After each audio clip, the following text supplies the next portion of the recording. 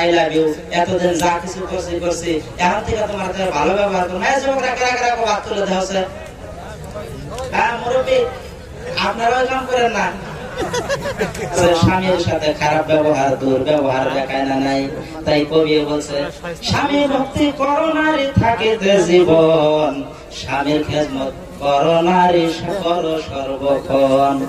এই দুনিয়ার হাসরিত্র যে সমস্ত দেখি, না বলিলে আখেরাতে আল্লাহর কাছে ঠেকি। আরে অনেক নারী ঠাট্টা করে বেগানার সাথে, আপন স্বামী ঘরে আইলে গাল ফুলাইয়া থাকে।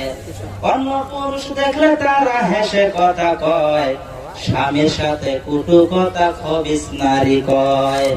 স্বামীর সাথে কুটু কথা যে নারী বলিবে, আগুনের ছুরি দিয়া জিহ্বাহ কাটিবে। স্বামীর সাথে চোখাঙ্গিয়া যে নারী চাইবে,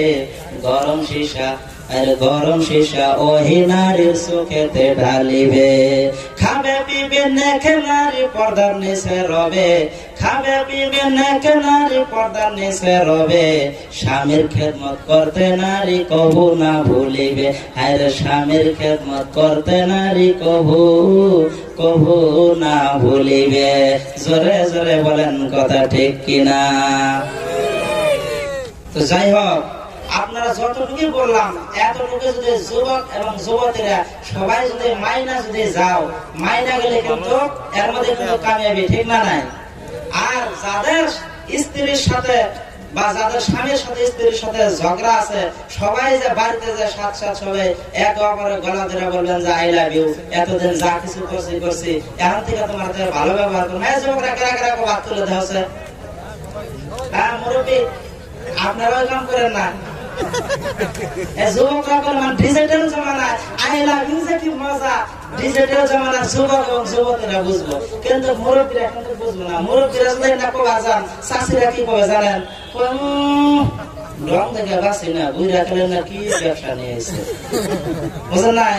তো আপনার করে যে যুগে যেভাবে ভালোবাসা দেওয়া লাগছিল ওইভাবে আপনারা ভালোবাসা যাবেন। আর ডিজিটাল যুগ আছে আই লাভ ইউ যুগ, স্ত্রীকে আই লাভ ইউ বলবেন, অন্য কোন যুবতীকে না, স্ত্রীকে ছাড়া কাউকে কোন মহিলাকে আই লাভ ইউ বলবেন না। কেরা কেরা রাজি আছেন হাত তুলে দেখেন, হাত তুলে দেখেন কেরা কেরা রাজি আছেন। অন্য কোন নারীকে আই লাভ ইউ বলবেন না। তার মানে এই ব্যক্তি বলবো আর কি। দেখছেন কাণ্ড, এতক্ষণ সভা হলে কি হলো, ওই সারাদিন যাত্রা হলে দাদার দাদা রূপবানের তো কিছু রাখলাম, রূপবান কি মদা মানুষ না মাইগা মানুষ। নিজের বিবির মহব্বত করা ছাড়া আই লাভ ইউ ছাড়া অন্য কাউরে করবেন না, কেরা কেরা করবেন না, হাত তোলেন, অনেক হাত তোলেন না। তার মনে রাখো ভাই যে হুজুর আপনি যে ইস্তারি দেন, আমরা সিধা মানুষ না।